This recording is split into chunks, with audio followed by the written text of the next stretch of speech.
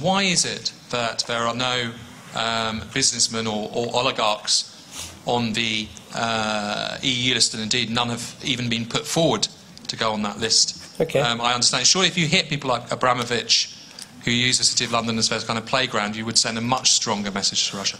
Well, first of all, I don't really accept this idea that there's a divergence between the EU and the US. I think actually both the US and the European Union have been taking strong, predictable, consistent and tough measures. If we actually look at the number of people affected by visa bans and asset freezes, it's 32 from the US, 33 from Europe. In some respects, Europe has gone further than the US, obviously, with respect to what I've just said about trade measures against the Crimea. I think the difference is there's slightly different processes we have about how to highlight who should be subject to a visa ban or an asset freeze. The EU approach is very much to target people who had a direct connection with what has happened in the Crimea, and that's why the figures that we have singled out are military figures, figures from the Duma, presidential advisors, head of the Russian state news agency, and of course a range of Crimeans.